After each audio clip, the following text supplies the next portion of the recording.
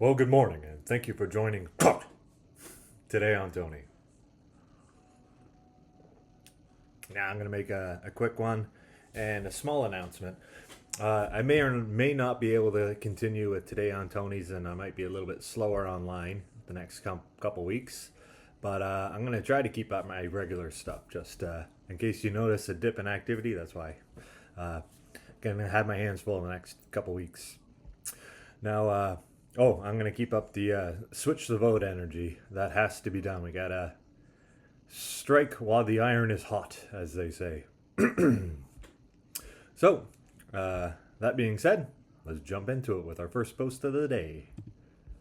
Our first post is by Art and Party. Excuse me. The reporters don't ask about how many were immigrants and completely ignored the massive number of non-French, non-English speakers who are washing out yet still keep being in this country. They don't ask about the government didn't pay them to. Let's have a little listen. From our new recruits and those who are applying is this. Young people and not so young people who are joining us are concerned. They want to join and they want to support what they have described to me regularly as a project. And the project they describe is Canada.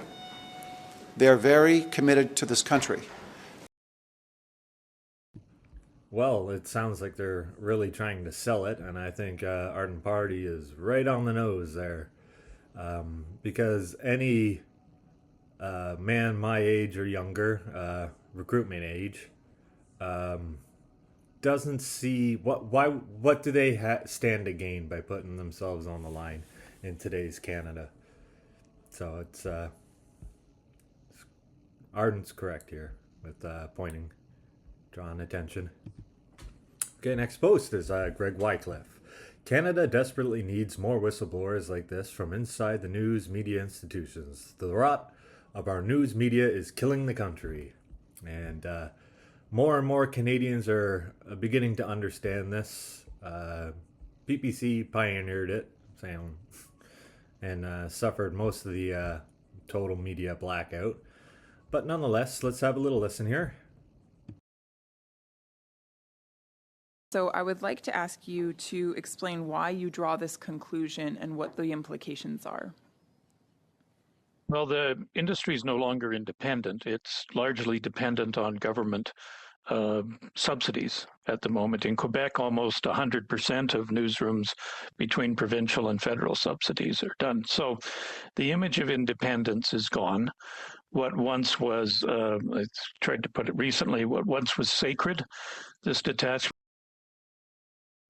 Which is why they have to create hate speech laws and block people like you and me.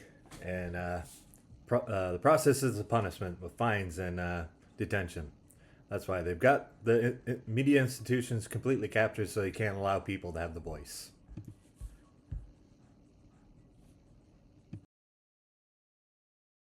Between media and government, and that relationship should never be cozy, and it should never even have the appearance of cozy. It should always be, if going to default, it should probably be, to steal a phrase from somebody else, it should always be bad.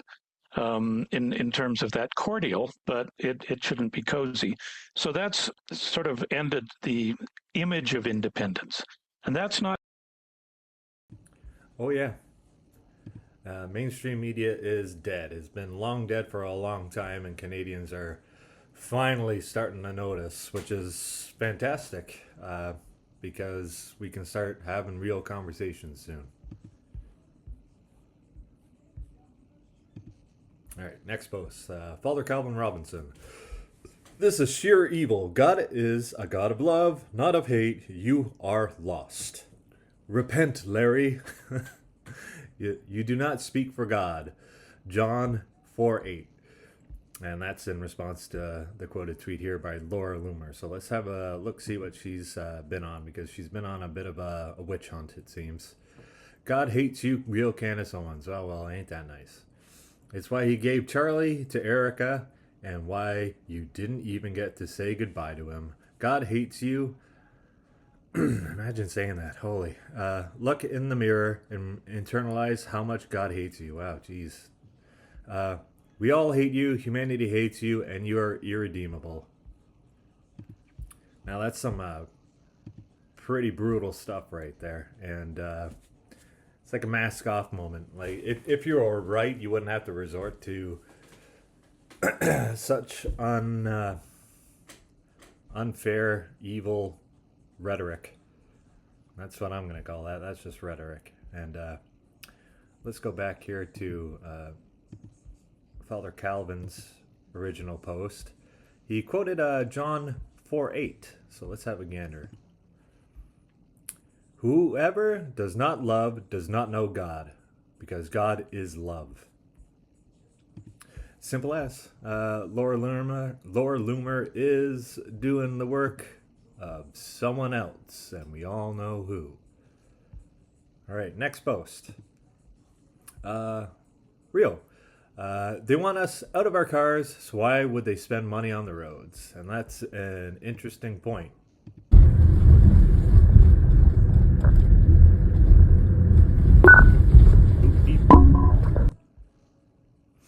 That's some terrible road conditions right there. It says these are aren't streets of Kabul. This is Montreal. Yeah.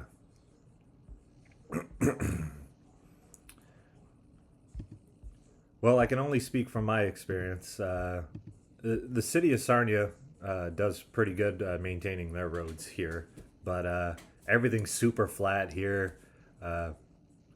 It's easy to maintain roads in Sarnia. Expensive, but easy.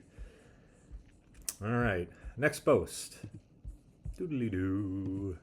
And last one by Tom Stokas. This is what happens when you shake hands with the devil. Jordan Peterson battling serious neurological injuries as daughter reveres year of hell. He's been having a real tough go of it lately. And a lot of it seems to be from drug dependencies and all that. And I saw a lot of people posting yesterday, please pray for Jordan B. Peterson. And he did some really good work. I think it was between 2016 and 2019, or just 2016 to 2019, because that's when I paid attention to him, when he was making huge waves in Canada. And and what Tom Stokas was referring to, this is what happens when you shake hands with the devil. I think that's what he means by when he signed up with the Daily Wire, and he totally changed his tune.